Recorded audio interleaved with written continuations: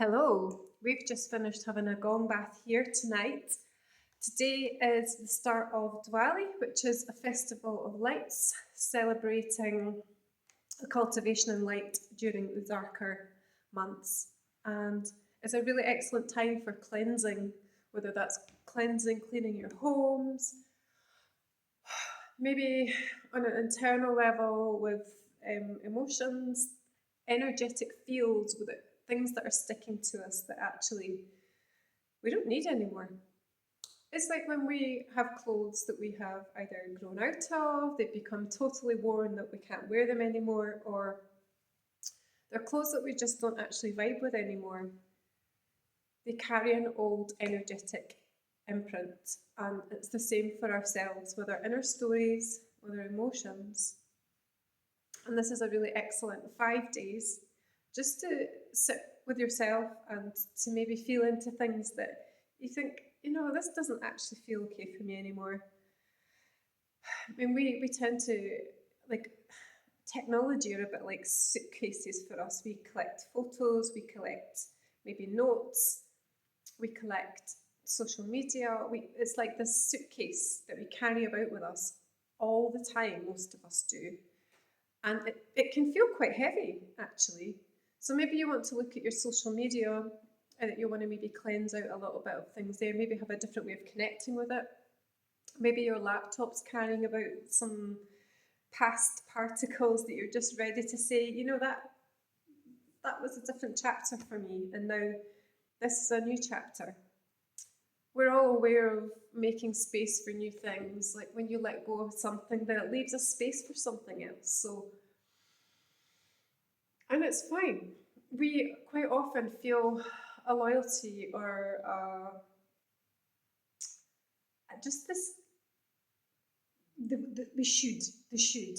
It's like almost if we don't let go of something that we have a guilty feeling about it. And it makes no sense really.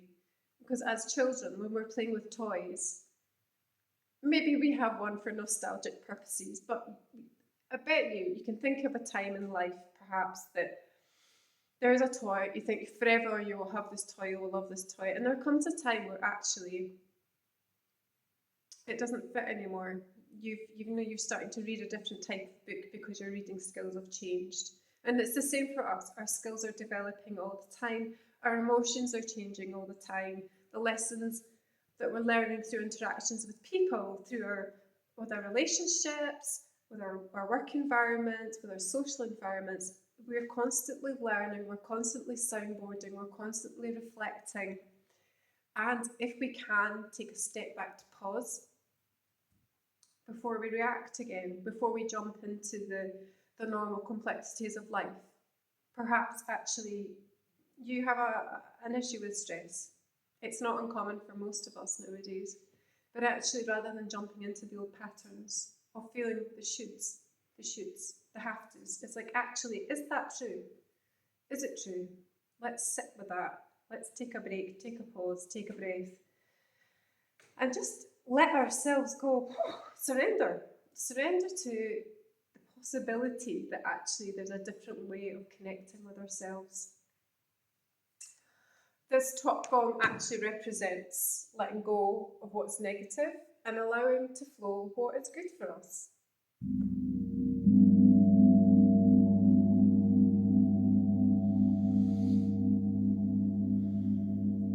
As with the breath, it's like an energetic pump.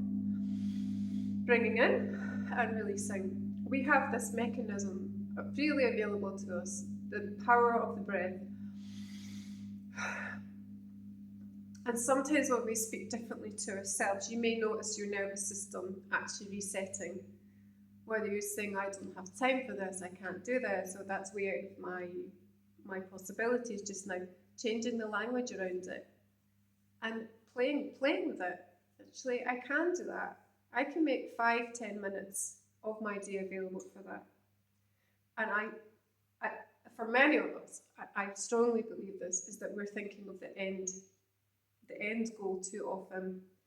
Whereas right here and right now, we have the opportunity to just light a light. I mean, this is a great time, as I was mentioning. We have 5 days.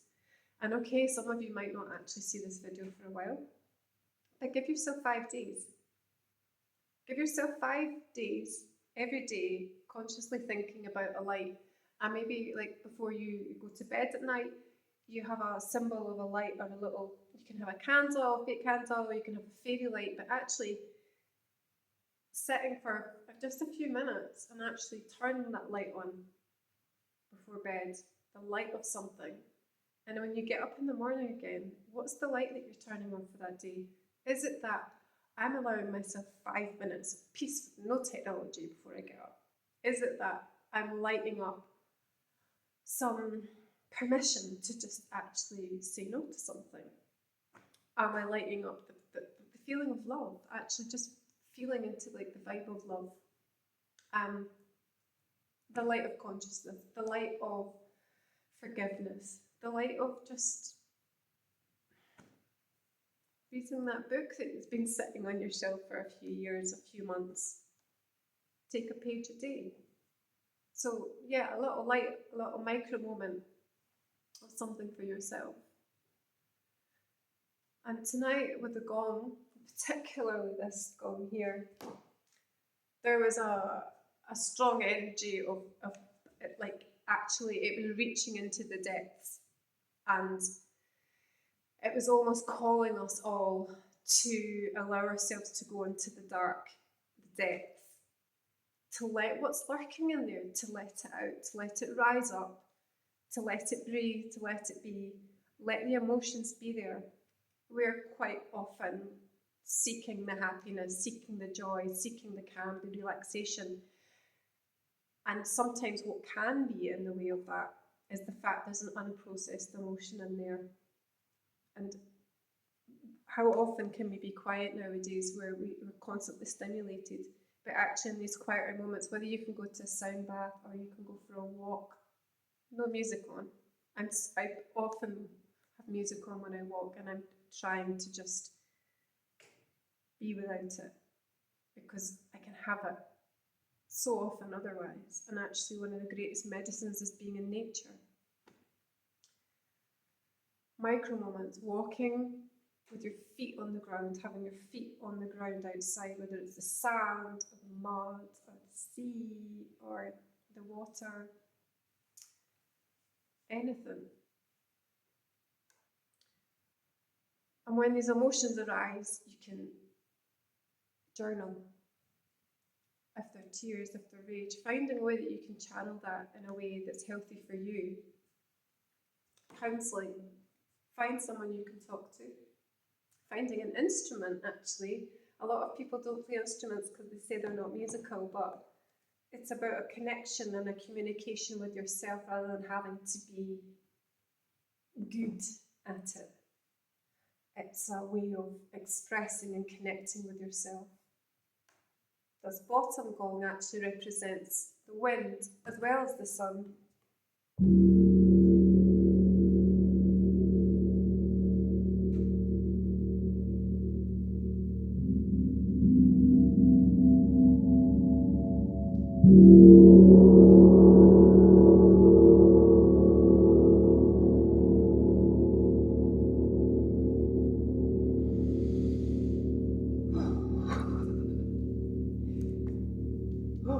I forget how good that feels.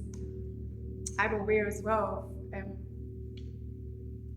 needing to allow myself the joy of playing gongs just on my own and feeling the vibes. So good. And some people, it's like having a cosmic massage. So if you haven't had a gong bath or a sound bath before, I highly recommend it. As I mentioned, we had a lovely session tonight, and it's the start of Diwali, and I feel like we've all kind of lit up like lights just seeing each other and being in a space together, whether it's our first time or many times of coming together. And it feels like such a privilege and an honour that we have spaces where we can come together and people are taking time for wellness and stillness. So this is day one of Diwali, and there's also a celebration for Lakshmi, which is, the goddess of prosperity. And as I mentioned a few minutes ago, that when we're letting go of things that are no longer serving us, our old patterns, things that feel stagnant in our energy systems, it allows for new growth and for blessings. So this is okay. It's a healthy thing in the world to allow ourselves to just celebrate a little more. And prosperity and blessings, we've quite often been brainwashed for the materialistic aspect of life, but there's so much in the inner realm as well, where we're cultivating this richness, this real wealth of energetic flow and abundance that it's available to us if we choose to cultivate it. And yeah, gongs are great. Nature's there for us. Our breath is there for us. Our voices are there for us. We're so fortunate that we have so many things available to us. So I'm going to gong one last time, and I'm going to wish you all just so much light to flow from yourselves, and that you reach other beings that are radiating light, and look out for them. And sometimes, a light switches on and another light switches on and another light switches on and another light switches on and another light switches on and another light switches on.